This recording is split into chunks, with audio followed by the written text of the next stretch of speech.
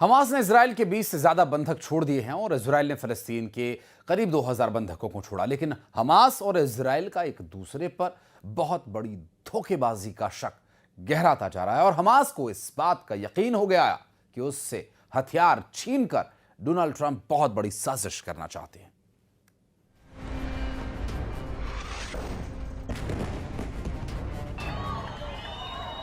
Israel के बंधक छोड़ दिए गए, फिलिस्तीन के बंधक भी रिहा कर दिए गए। बंधकों की अदला बदली हो चुकी है। सवाल है कि बंधकों की अदला बदली के दौरान क्या भरोसे की अदला बदली भी हुई है या गाजा में अगले दौर का असली युद्ध अब शुरू होने वाला है? क्या हमास और इजराइल के बीच युद्ध विराम के बाद अब गाजा में फिर से तस्वीरें ऐसी कुछ देखने को मिलेंगी?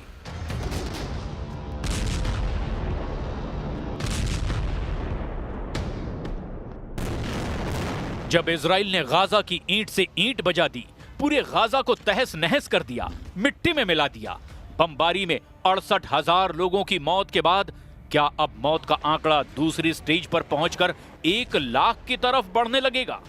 क्योंकि गाजा में हर शख्स के दिलो दिमाग पर ये धमाके अब भी गूंज रहे हैं। इसीलिए सवाल पूछा जा रहा है कि क्या बेन्यामिन नेतन्याहू और हमास के बीच भरोसा कायम है कि वो अब एक दूसरे से दूर रहेंगे, एक दूसरे को नुकसान नहीं पहुंचाएंगे, फिर युद्ध नहीं होगा, इजराइल की सेना गाजा में नहीं घुसेगी और हमास भी अपने हथियार डाल देगा। और अगर हमास हथियार डाल देता है तो क्या गारंटी है कि इजराइल फिर कभी गाजा पर चढ़ाई नहीं करेगा? इजराइल में बंधकों को लेकर जो सड़कें पहले नेतन्याहू के खिलाफ रोज उबला हुआ गुस्सा दिखाती थी, अब वो एक नए एहसास का गवाह बन रही हैं। लोग बंधकों को वापस घर आते देखकर खुश हैं। इसीलिए कहा जा रहा है कि गाजा में भरोसे वाला बम सुलग रहा है। इसीलिए कहा जा रहा है कि गाजा में हमास और इजराइल के बीच सबसे निर्मम युद्ध अब शुरू होने वाला है। भरोसे वाला बम फटा तो फिर इस तबाही को रोकने के लिए 10 डोनाल्ड ट्रंप भी कम पड़ेंगे।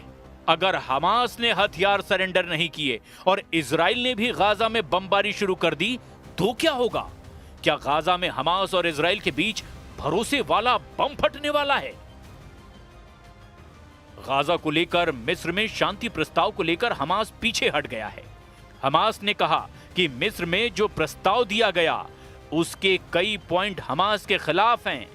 मिस्र की बैठक में ना इजराइल ना हमास दोनों की गैर मौजूदगी बता रही है कि पेच फंसा हुआ है। इसके बावजूद ट्रंप का इस मीटिंग में आना बता रहा है कि वो युद्ध विराम को लेकर कोई रिस्क नहीं लेना चाहते। ऐसी कोशिश दूसरे फ्रंट पर भी हुई है। हमास और इजराइल के बीच भरोसे वाला बम फटे, इसके लिए डोनाल्ड ट्रंप तेल अवीव पहुंचे। इजराइल की संसद में स्पेशल सेशन हुआ, इसमें डोनाल्ड ट्रंप भी शामिल हुए। उनके सामने नेतन्याहू ने भी बड़ी बड़ी बातें की। युद्ध खत्म करने के लिए डोनाल्ड ट्रंप की भूमिका के कसीदे पढ़े। लेकिन क्या नेतन्याहू डील के मुताबिक अपने वायदे पर कायम रहेंगे? ये सबसे बड़ा सवाल है।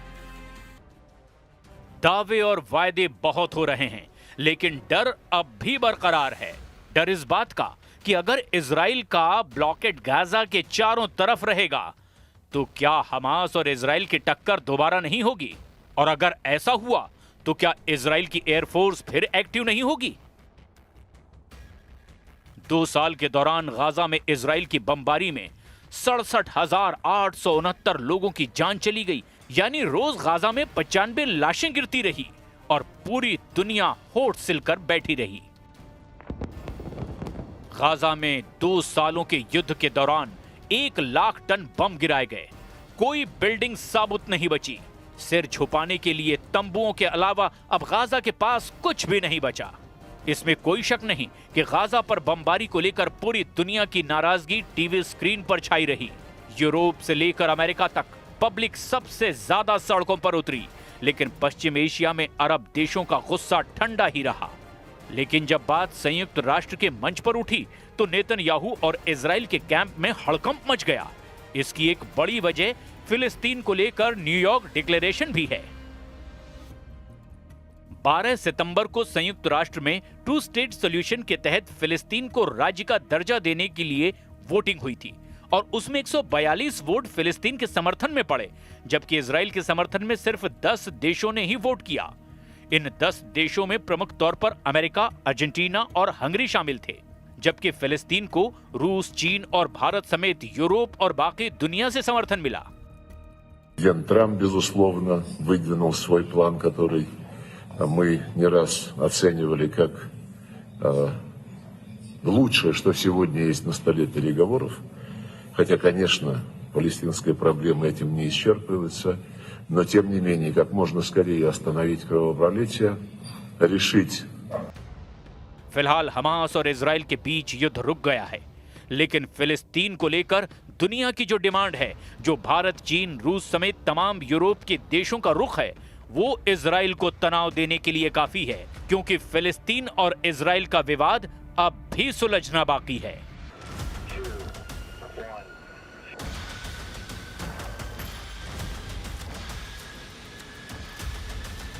एक मिसाइल ने पुतिन और डोनाल्ड ट्रंप के बीच सबसे बड़ी दुश्मनी शुरू कर दी है। यह मिसाइल यूक्रेन को मिलने जा रही है, क्योंकि ट्रंप ने इस पर मुहर लगा दी है। एक मिसाइल ने रूस और अमेरिका को आमने सामने खड़ा कर दिया है। अगर मॉस्को पर यह मिसाइल फायर की गई तो समझ लीजिए वर्ल्ड वॉर का खतरा मंडराने लगेगा। यह है अमेरिका की टॉमहॉक मिसाइल, जो यूक्रेन को मिलने जा रही है, क्योंकि ट्रंप ने इस मिसाइल को सप्लाई करने की हामी भर दी है। 2500 किलोमीटर रेंज वाली इस क्रूज मिसाइल ने रूस और नेटो के बीच में तनाव को बुलंदियों पर पहुंचा दिया है। 900 किलोमीटर प्रति घंटे की रफ्तार से यह मिसाइल जमीन से 30 मीटर की ऊंचाई पर चलती है, यानी रडार पर इसको ट्रैक करना आसान नहीं होता। पुतिन ने बताया कि वो यूक्रेन की 5000 वर्ग किलोमीटर की जमीन पर कब्जा कर चुके हैं। लेकिन पुतिन के जहन में बहुत कुछ चल रहा है। उनके जहन में ज़ेलेंस्की भी हैं।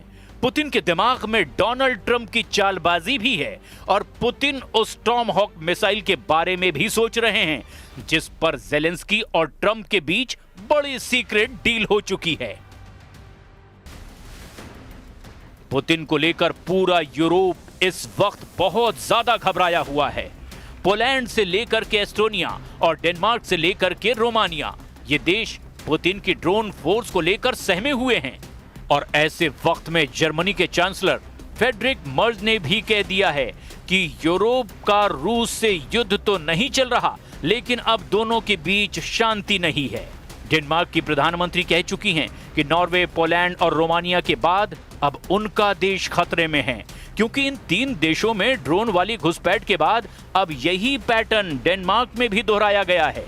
मतलब साफ है कि रूस पूरे पूर्वी यूरोप को दबाव में लाना चाहते हैं और अब इसे काउंटर करने के लिए ट्रंप ने टॉमहॉक वाला दांव चल दिया है।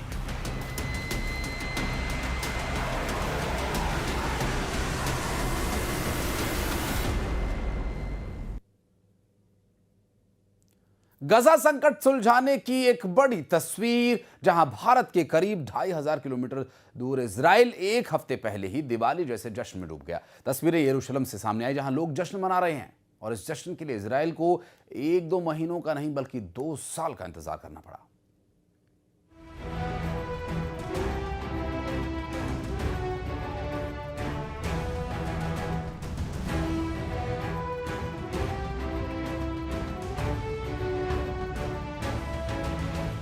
ये तस्वीरें जेरूशलम की हैं, जहां लोग जश्न मना रहे हैं और इस जश्न के लिए इजराइल को 1-2 महीने नहीं बल्कि 2 साल का इंतजार करना पड़ा।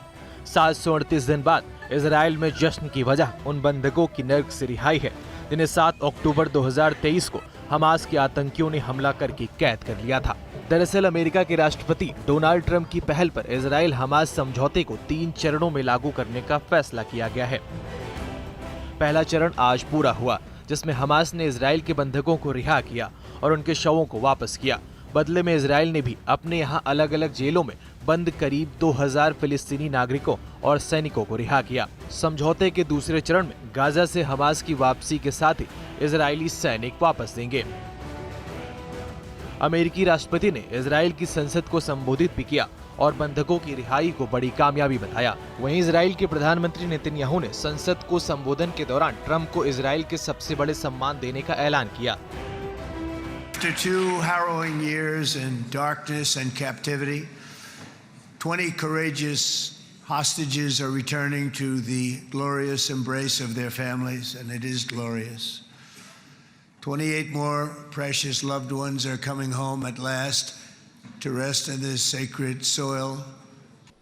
I have submitted your nomination to be the first non-Israeli recipient of the Israel Prize, Israel's highest award. As to that other prize, just a question of time, you'll get it. But I want you to get the Israel Prize. इस बार हुए समझौते को अंजाम तक पहुंचाने के लिए और कामयाब बनाने के लिए खुद अमेरिका के राष्ट्रपति डोनाल्ड ट्रंप इजराइल पहुंचे। अमेरिका से इजराइल पहुंचे ट्रंप का स्वागत करने के लिए खुद इजराइल के प्रधानमंत्री बेंजामिन नेतन्याहू एयरपोर्ट पहुंचे और गर्मजोशी से स्वागत किया। यही नहीं, इजराइल की संसद में भी ट्रंप का जोरदार स्वागत हुआ। जैसे ही ट्रंप इजराइल की संसद में पहुंचे, सभी सांसदों ने खड़े होकर उनका स्वागत किया और जमकर नारे लगाए। Bureau report, news 18। करवा चौथ